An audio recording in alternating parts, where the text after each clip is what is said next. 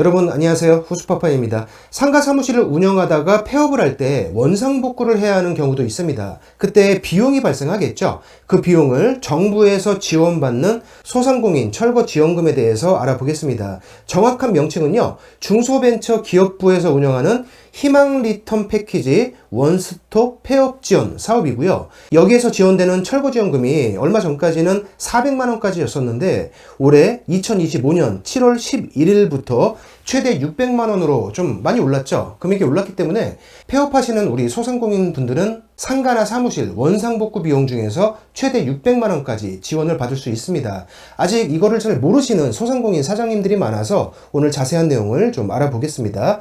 우선 지원 금액을 먼저 보겠습니다. 최대 600만원까지 지원이 되지만 평당 한도가 정해져 있어요. 전용 면적을 기준으로 한 평당 20만원까지입니다. 그러니까 실면적이 5평이다 그러면 100만원까지만 지원이 되는 것이죠. 이제 10평이다 그러면 200만원까지 지원이 되고요.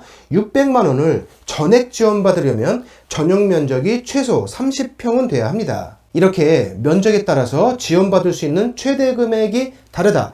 자, 그런데 이게 폐업을 하는 소상공인을 지원해 주는 거예요. 그러면 소상공인이 누구를 말하는 것이냐? 기준을 알아야겠죠. 여기에서 말하는 그 소상공인에 해당되려면요, 직원 규모하고 매출 규모가 이게 두 개 다 모두 맞아야 하는데요. 광업이나 제조업, 건설업, 운수업 뭐 이런 업종들은 상시 근로자 수가 10명 미만이어야 하고요. 그 밖의 업종은 상시 근로자 수가 5명 미만이어야 소상공인에 해당됩니다. 그리고 매출 규모도 맞아야 하는데요. 이거는 업종에 따라서 너무 천차만별이에요. 예를 들어서 음식점 같은 경우에는 연매출 10억 원 이하여야만 소상공인에 해당되고요. 제조업 같은 경우에는 규모가 좀 크겠죠.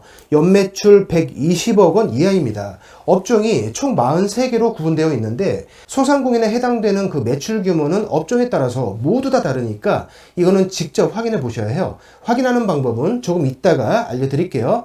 지원 자격을 보겠습니다. 우선 임대차 계약이 유상이어야 해요. 무상 임대차일 경우에는 신청이 불가능하고요. 임차인이 아닐 경우, 즉 자기 소유의 상가나 사무실에서 직접 사업체를 운영했던 경우에는 철거 지원금을 받을 수가 없습니다. 이렇게 월세를 내면서 운영했던 임차인이 폐업을 완료했거나 또는 폐업 예정일 것. 자, 건축물 대장도 확인하는데 주거용이 아니어야 합니다. 다만 건축물 대장상 주택이더라도 영업신고증이나 뭐 현장 사진 이런 것들을 통해서 실제 상업용으로 사용한 것이 확인이 된다. 이러면 신청이 가능해요. 그리고 영업장이 가설 건축물이었을 경우에는 안 됩니다. 이때는 지원받을 수가 없어요. 사업 운영 기간은 최소 60일 이상이어야 하고요.